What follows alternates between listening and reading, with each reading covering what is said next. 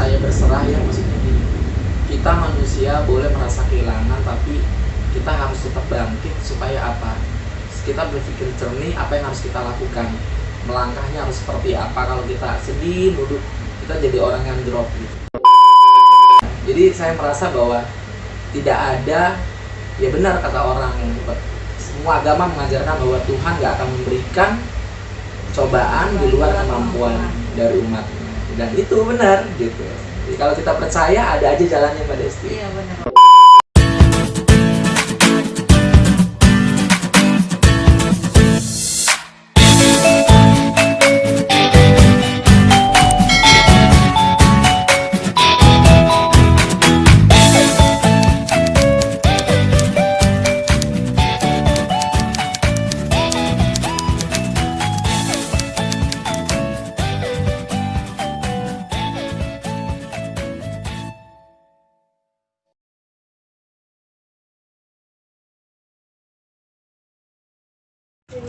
Assalamualaikum warahmatullahi wabarakatuh. Salam sejahtera untuk kita semua. Selamat datang di podcast UMKM BD, ngobrolin semua tentang UMKM bareng Desti. Di video kali ini saya berada di kediaman seorang owner sebuah catering ternama. Beliau juga seorang konduktor alias pelatih vokal loh. Selain itu, sekarang beliau mulai merambah dunia bisnis dan memiliki yayasan untuk membina para UMKM. Penasaran kan? Beliau adalah Pak Pantas Sitompul. Apa kabar Pak? Baik, kabar baik, terima kasih Mbak Desti. Sehat-sehat ya Pak? Sehat. Bapak owner dari Dapur Papi, terus catering ya Pak ya? Catering dan snack. Catering dan snack. Itu melayani apa aja Pak?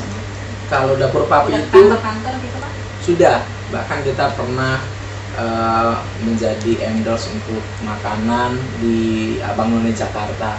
Ya, jadi pernah juga di balai kota gitu ya, terus di beberapa tempat ya, kantor-kantor sering. Itu sejak tahun berapa Pak Dapur Papi berdiri?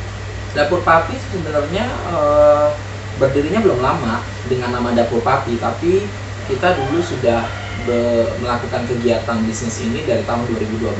Sebelumnya namanya yang Patricia Cookies. Sebelumnya namanya Patricia Cookies, lalu berubah menjadi Dapur Papi, tapi karena kita sudah ikut haki, hak kekayaan intelektual, berubah menjadi Dapware.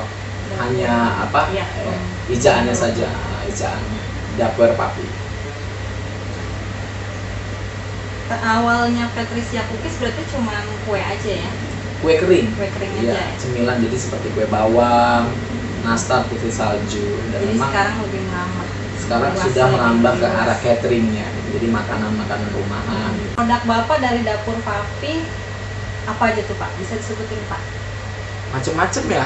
Dapat bocoran dari Ibu katanya udah ada 25 resep halal ya? Iya, kita sudah bersertifikat halal, sudah ada 25 resep yang sudah halal gitu. Salah satunya yang menjadi favorit waktu acara gubernur waktu itu sama Bang Anies ya, sama masih ada Bang Sandi ya sebagai wagub, itu adalah lumpur surga. Lumpur surga. Kue lumpur ya berarti ya? Dibilangnya seperti kue lumpur, cuman ini lebih basah ya. Jadi kalau orang bilang sih sebenarnya Serikaya Kalimantan. Cuman kita bilangnya lumpur surga. Saking enaknya Saking gitu enaknya ya. Kayak berasa lagi ada di surga. Terus saya jadi ngeluarin. Kita bahas makanan jadi pengen makan ya. Sahanya sebelum dan sesudah pandemi. Ya, kalau bicara soal usaha sebelum dan sesudah pandemi, jelas pasti perbedaannya sangat signifikan ya, dan kelihatan sekali perbedaannya. Di masa pandemi begini kita kerja kerasnya harus lebih giat lagi dan harus lebih punya inovasi dalam usaha ya, dalam berbisnis, karena pastinya semua orang terdampak ya dalam masa pandemi ini, apalagi adanya pembatasan skala besar ataupun skala mikro yang membuat setiap usaha harus bisa bertahan. Bagaimana caranya? Yaitu kita harus menguatkan mental kita. Bisa diceritain nggak Pak masalah, tadi sempat ngobrol sama Ibu sebelum pandemi ada kejadian yang bikin usaha Bapak drop, itu perasaan Bapak gimana, terus usaha apa yang Bapak lakuin supaya bisa bangkit lagi dan akhirnya bisa kepikiran malah berusaha bermanfaat gitu untuk orang lain, malah justru membantu para UMKM lain, padahal kan kita semua drop juga ya Pak ya. Ya, ini tahun 2020 itu sebenarnya di malam tahun baru 2019 ya, 2020 itu kan hujan besar ya. Iya. Tanggal 1-nya banjir udah di mana-mana. Masih juga banjir itu. Ya, banjir gitu. Saya tuh malah buka posko banjir loh tanggal 1-nya. Karena saya seharian kedinginan gitu kan, nyemplung ke masyarakat yang kebanjiran, membagi-bagikan bantuan gitu. Kita tanggal 2-nya itu saya kena sakit gitu kan, tapi kita masih nggak sadar bahwa sebenarnya tempat yang kita sewa itu buat berusaha itu juga kena banjir, itu semuanya hanyut gitu loh, semuanya rusak, semuanya pokoknya udah nggak bisa diselamatkan lagi lah. Mereka belum kasih tahu saya, tapi setelah itu saya balik, saya baru tahu bahwa semuanya udah nggak ada yang bisa diselamatkan. Tapi karena saya berserah ya, maksudnya gini, kita manusia boleh merasa kehilangan, tapi kita harus tetap bangkit supaya apa? Kita berpikir jernih apa yang harus kita lakukan, melangkahnya harus seperti apa. Kalau kita sedih, duduk, kita jadi orang yang drop gitu. Nah ini yang saya terapkan pada diri saya, kita bangkit dan akhirnya tuh saya jualan ayam potong, ayam potong dan habisnya beratus-ratus ekor gitu loh dalam waktu 1 mingguan gitu. Nah, jadi saya merasa bahwa tidak ada, ya benar kata orang, semua agama mengajarkan bahwa Tuhan gak akan memberikan cobaan di luar kemampuan dari umatnya, dan itu benar gitu. Jadi kalau kita percaya ada aja jalannya Mbak Desti. Iya benar Bapak. Hebat ya Bapak ini. Saya mau tahu, boleh cerita soal keluarganya Bapak? Gitu ya. Dari seorang Bapak yang hebat, punya istri yang hebat juga, anak-anaknya kehidupannya bagaimana Pak? Kita sih biasa-biasa aja. Ya anak-anak saya ada 3 ya. 1 yang anak pertama perempuan, yang nomor 2 laki-laki, nomor 3 laki-laki.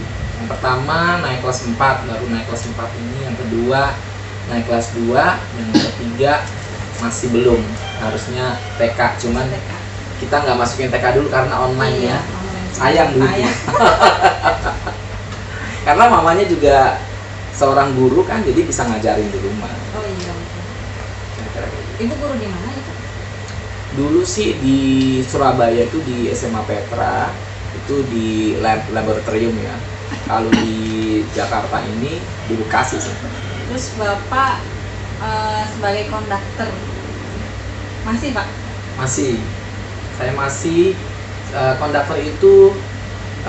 Saya sekolah konduktor, pada saat itu saya memutuskan untuk keluar dari sebuah perusahaan, sebenarnya dari law firm ya, dari sebuah kantor pengacara, karena kesibukannya sangat luar biasa. Akhirnya saya keluar dengan uang apa adanya, saya sekolah lagi, dan akhirnya memang itu hobi ya, hobi nyanyi gitu ya kan, hobi paduan suara, jadinya ngambilnya sekolah konduktor lagi gitu. Oh itu bertentangan banget ya dari yang sekolah pengacara itu sama konduktor.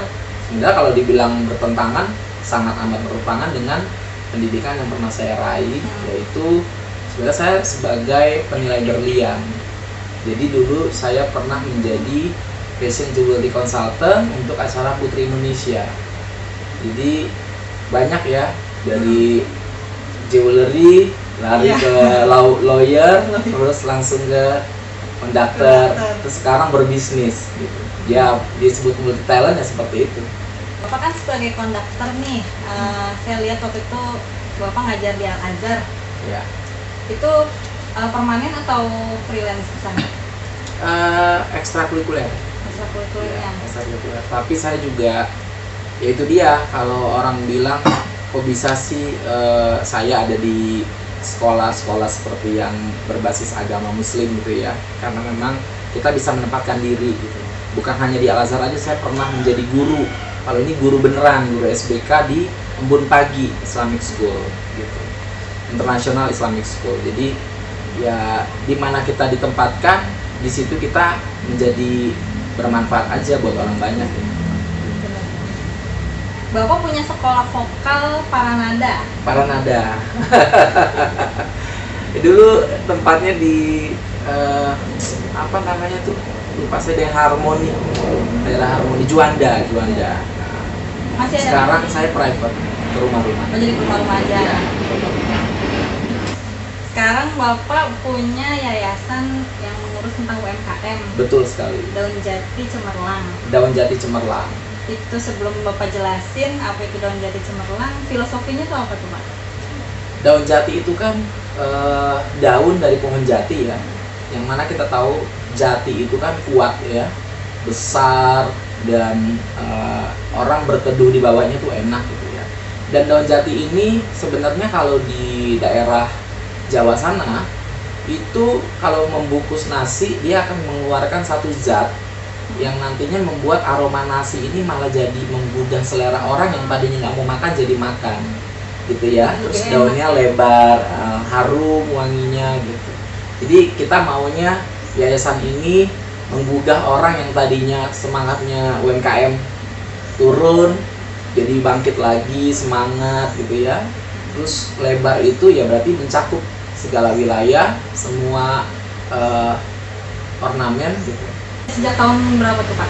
Daun Jati belum ada setahun, tapi isinya adalah pengurus-pengurus yang dari berbagai organisasi UMKM yang sudah berpengalaman.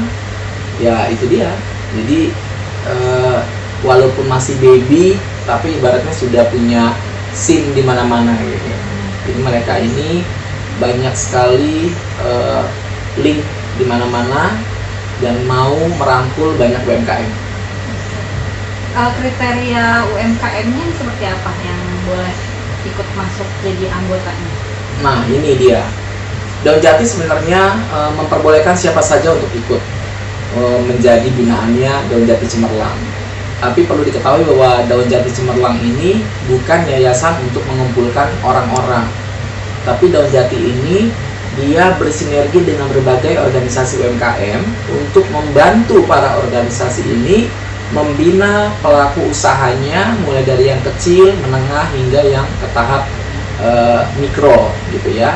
Karena kita mengklaster para UMKM ini, UMKM yang sektor informal seperti pedagang kaki lima, terus ada lagi yang sektor mikro, UMKM dinamis gitu ya.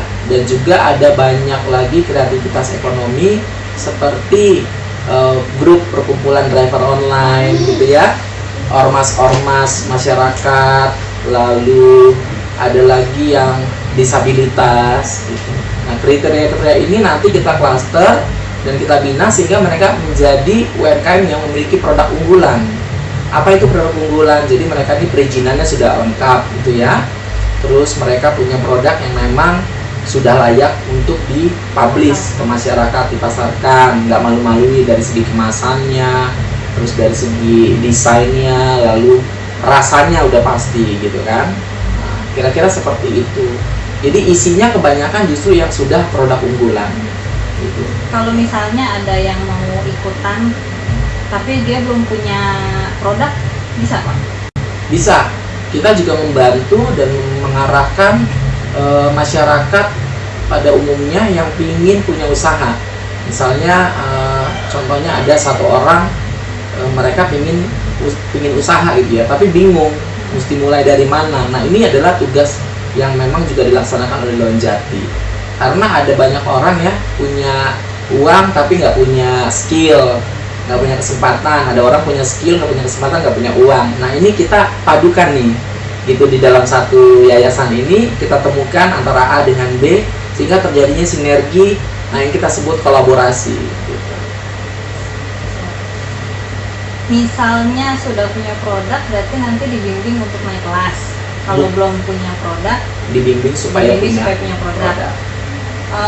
Nanti ada pelatihannya juga Pak, atau program-programnya itu seperti apa?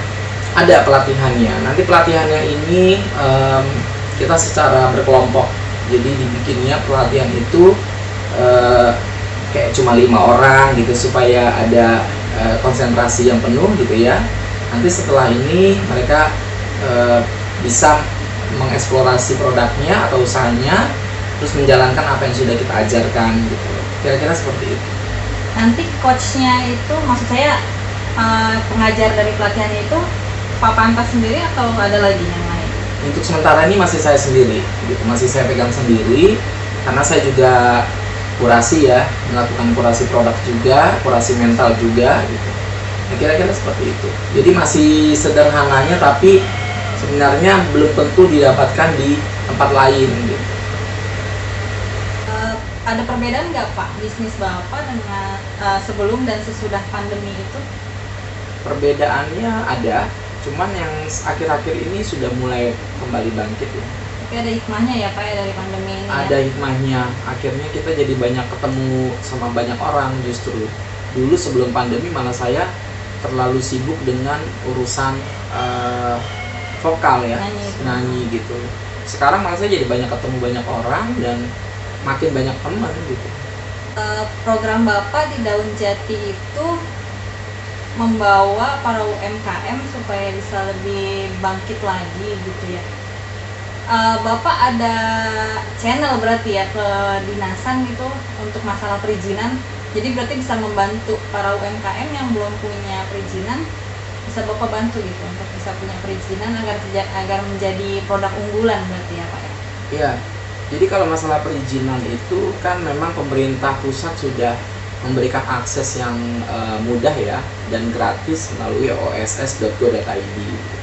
Cuman ada beberapa orang yang memang masih banyak UMKM yang belum melek digital gitu. Jadi mereka masih minta bantuan untuk dibikinin gitu kan. Itu yang pertama. Yang kedua, akses ke pemerintahan kita lebih kepada jakprenernya sih sebenarnya gitu. Karena kita masih berhubungan dengan mereka. Jadi mereka masih memberikan akses seperti bazar gratis gitu. Jadi nanti itu dialokasikan untuk produk-produk UMKM yang lainnya. Dan saat ini program yang sedang kita jalani itu adalah permodalan dengan Bank BJB, Bank Jawa Barat. Bank Jawa Barat kebetulan BJB Pusat ya memberikan privilege kepada Yayasan Daun Jati Cemerlang untuk anggotanya bisa mendapatkan permodalan hingga 10 juta tanpa agunan.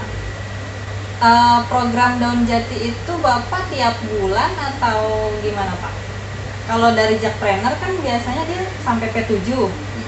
Itu kan dia suka ada setiap minggu ada pergantian pelatihan macam-macam tuh Pak. Kalau Bapak gimana programnya? Kita programnya lebih kepada soft skill ya. Satu soft skill, yang keduanya adalah pemasaran.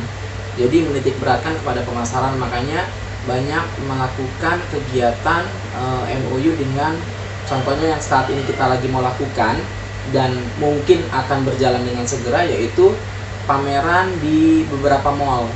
Kita sudah mendapatkan akses dan izin dari mall tersebut, cuma menunggu masa PSBB ini.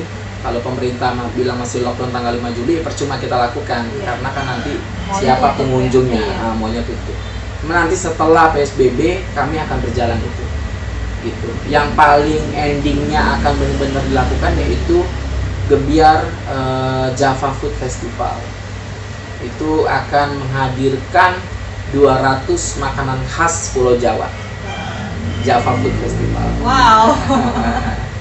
Nanti di pusat kota berarti Pak? Di daerah Bekasi sebenarnya. Kita mau bikin di sebuah tempat yang bersejarah di daerah Bekasi. Tempatnya masih rahasia. Masih rahasia. Iya. Baik, kegiatan Bapak setelah pandemi ini ngurus UMKM aja berarti? UMKM masih ngajar juga gitu, dan menjadi bukan motivator ya, jadi narasumber di berbagai tempat. Terakhir kemarin untuk BUMDes 8 desa, acaranya di Subang untuk Kecamatan Tambun Utara.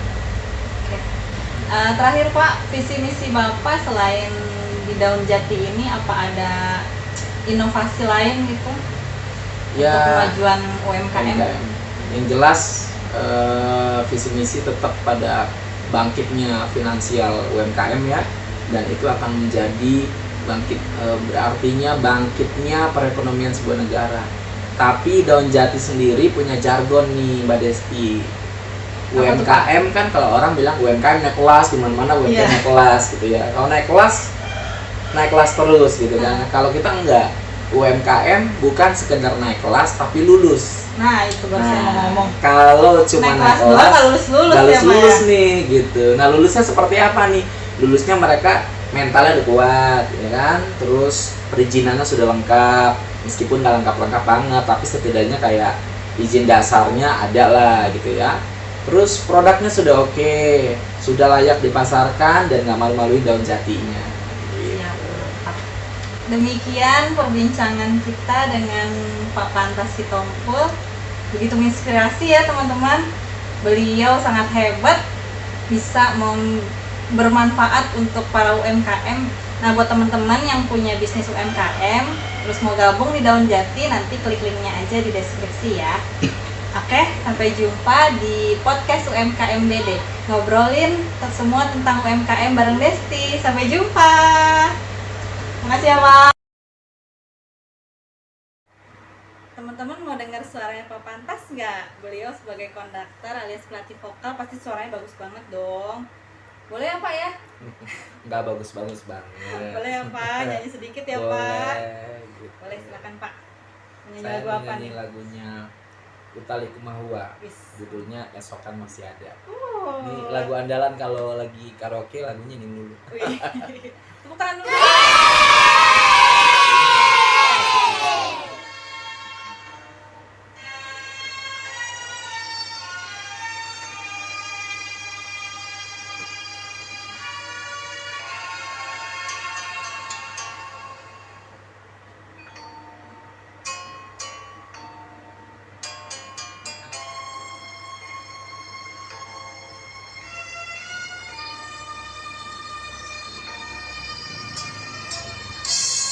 Wajahmu ku pandang dengan gemas.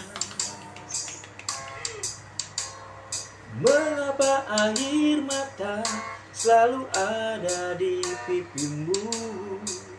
Hai nona manis, biarkanlah bumi berputar menurut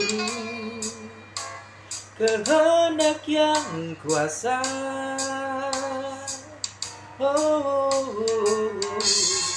Apalah artinya sebuah derita bila kau yakin itu pasti akan berlalu. Hai nona manis, biarkanlah bumi berputar menurut kehendak yang kuasa. Tuhan pun tahu hidup ini sangat berat, tapi takdir pun tak mungkin selalu samakan. Cobalah tinggalkan sejenak anganmu. Esokan masih ada. Esokan masih ada. Udah cukup itu masih suaranya bagus sama bagus banget itu. Itu grogi aja. Grogi aja bagus ya teman-teman ya. Ya, yang mau belajar vokal boleh. Boleh, yang mau belajar vokal bisa hubungin saya dulu tapi ya. Iya. Nanti saya endorse ke Pak Pantas. Tetap melalui saya. Oke sih. Oke. Baiklah.